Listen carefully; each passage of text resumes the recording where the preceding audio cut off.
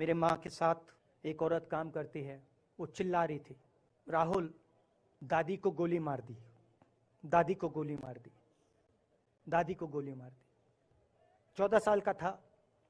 मैं हिंसा को समझता हूं, मैंने हिंसा सही है, देखी है कि अगर जीना है तो डरे बिना जीना है, नहीं तो जीना नहीं है।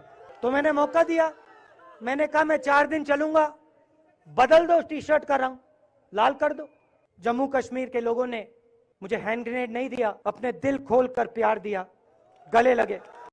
3-4 दिन पहले एडमिनिस्ट्रेशन ने कहा कि देखिए, शायद डराने के लिए, कि देखिए अगर आप पैदल चलेंगे तो आपके ऊपर ग्रेनेड फेंका जाएगा।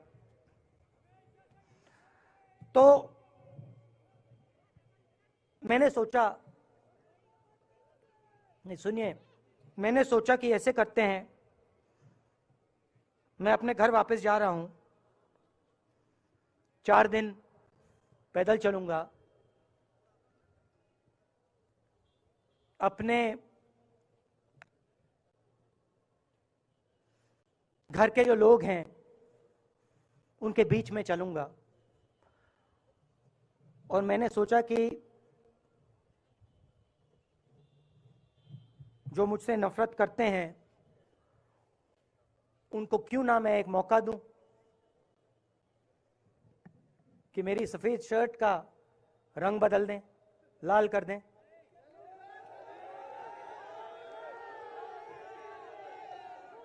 क्योंकि मेरे परिवार ने मुझे सिखाया है, गांधी जी ने मुझे सिखाया है कि अगर जीना है तो डरे बिना जीना है, नहीं तो जीना नहीं है। तो मैंने मौका दिया, मैंने कहा मैं 4 दिन चलूंगा, बदल दो टी शर्ट का रंग, लाल कर दो, देखी जाएगी। मगर जो मैंने सोचा था वही हुआ। जम्मू कश्मीर के लोगों ने मुझे हैंड ग्रेनेड नहीं दिया, अपने दिल खोल कर प्यार दिया, गले लगे। और मुझे बहुत खुशी हुई कि उन सब ने मुझे अपना माना और प्यार से, बच्चों ने, बुजुर्गों ने आंसुओं से मेरा यहां स्वागत किया। मैं अब जम्मू कश्मीर के लोगों से और जो यहां हमारे सेना के लोग काम करते हैं, सीआरपीएफ के लोग काम करते हैं, उनको मैं कुछ कहना चाहता हूं। सबको, जम्मू कश्मीर के युवाओं को, बच्चों को, माताओं को, सबको, सीआरपीएफ के, बीएसएफ के, आर्मी के जवानों को, उनके परिवारों को, उनके बच्चों को मैं कहना चाहता हूं, देखिए मैं हिंसा को समझता हूं, मैंने हिंसा सही है, देखी है। जो हिंसा नहीं सहता है, जिसने हिंसा नहीं देखी है, उसे यह बात समझ नहीं आएगी। जैसे मोदी जी हैं, अमित शाह जी हैं, आरएसएस के लोग हैं, उन्होंने हिंसा नहीं देखी है।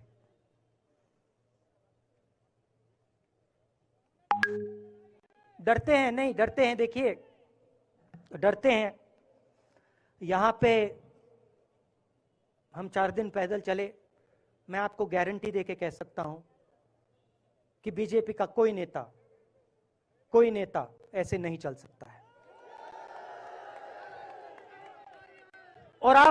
और इसलिए नहीं क्योंकि जम्मू कश्मीर के लोग, इसलिए नहीं क्योंकि जम्मू कश्मीर के लोग उनको चलने नहीं देंगे, इसलिए क्योंकि वो डरते हैं। खैर, मैं अपने जम्मू कश्मीर के लोगों को, युवाओं को, बुजुर्गों को और आर्मी के लोगों को, सीआरपीएफ, बीएसएफ लोगों को थोड़ा सा बताना चाहता हूं। देखिए, मैं जब 14 साल का था, स्कूल में था, सुबह ज्योग्राफी की क्लास में था, मैं पढ़ रहा था, सामने बैठा था और मेरी एक टीचर आई, अंदर आई और उसने कहा, राहुल तुम्हें प्रिंसिपल बुला रहा है। मैं बदमाश था, बहुत बदमाश था जब छोटा था। बहन से पूछ सकते हो क्या क्या करता था मैं, अभी भी करता हूं।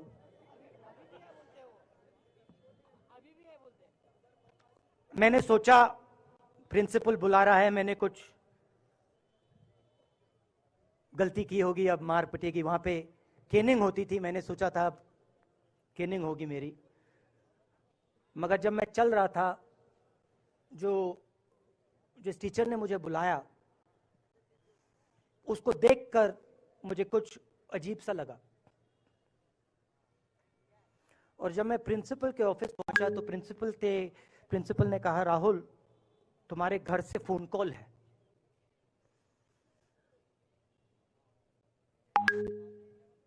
और जब मैंने उसके शब्द सुने, मुझे पता लग गया कुछ गलत हो गया है।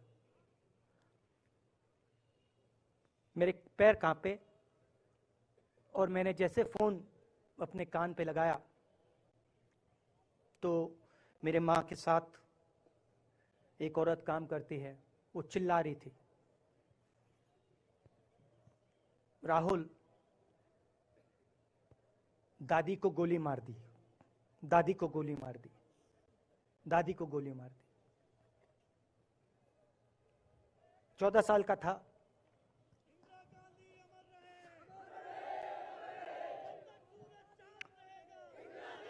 देखिए, ये जो मैं कह रहा हूं, ये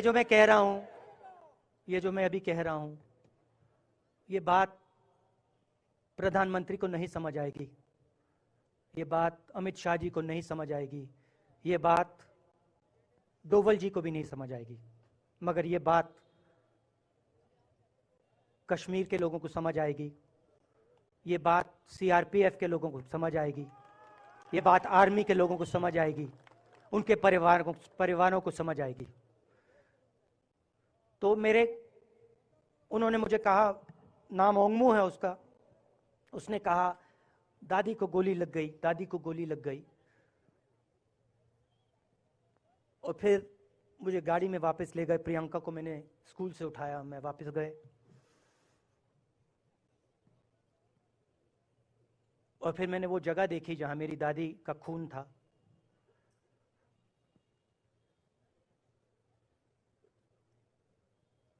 पापा आए, माँ आई, माँ बिल्कुल हिल गई थी, बोल नहीं पा रही थी।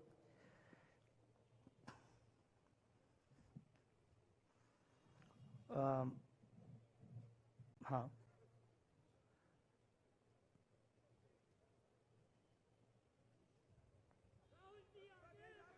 फिर क्या हुआ, तो जब जो हम लोग हैं जिन्होंने हिंसा देखी है,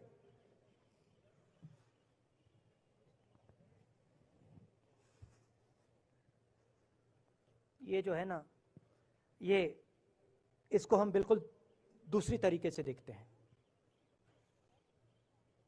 ये आप सबके लिए टेलीफोन है, ये हमारे लिए सिर्फ टेलीफोन नहीं है।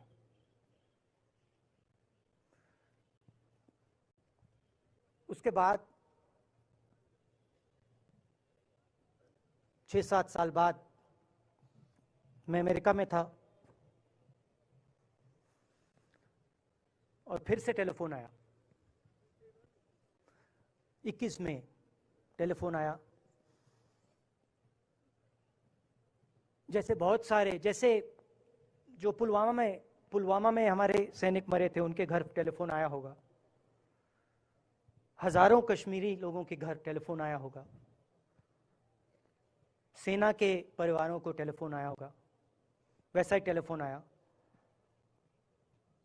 पिता के एक दोस्त थे, उन्होंने मुझे फोन किया और कहा, राहुल बुरी खबर है, मैंने उनसे कहा मैं जानता हूं पापा मर गए। कहते हैं हाँ। मैंने कहा धन्यवाद, फोन रख दिया। तो मेरा कहना है जो हिंसा करवाता है, जैसे मोदी जी हैं, अमित शाह जी हैं, अजीत डोवल जी हैं, आरएसएस के लोग हैं, वो इस बात को समझ नहीं सकते हैं, वो दर्द को समझ नहीं सकते हैं। हम समझ सकते हैं। पुलवामा के जो सैनिक थे, उनके बच्चों के दिल में क्या हुआ मैं जानता हूं। मेरे दिल में वही हुआ है जो यहां पे कश्मीर में लोग मरते हैं, उनके दिल में क्या होता है। जब फोन कॉल आता है क्या लगता है वो मैं समझता हूं, मेरी बहन समझती है।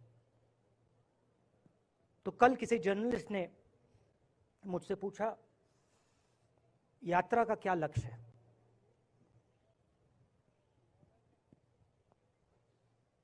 कहा कि यात्रा क्या अचीव करना चाहती है, जम्मू कश्मीर में क्या अचीव करना चाहती है। मेरे उस समय दिमाग में आया, मगर मैंने कहा नहीं बोलता हूं, कल भाषण में बोलूंगा। यात्रा का लक्ष्य है कि ये जो फोन कॉल हैं, चाहे ये आर्मी के हों, चाहे सीआरपीएफ के हों, चाहे ये कश्मीर के लोगों के हो, ये फोन कॉल बंद हो जाए। कि ये फोन कॉल किसी बच्चे को, किसी मां को, किसी बेटे को ना लेना पड़े। मेरा लक्ष्य ये जो फोन कॉल हैं इनको बंद करने का है। अब देखिए, बीजेपी आरएसएस के लोग आक्रमण किस चीज पे कर रहे हैं। मुझे गाली देते हैं,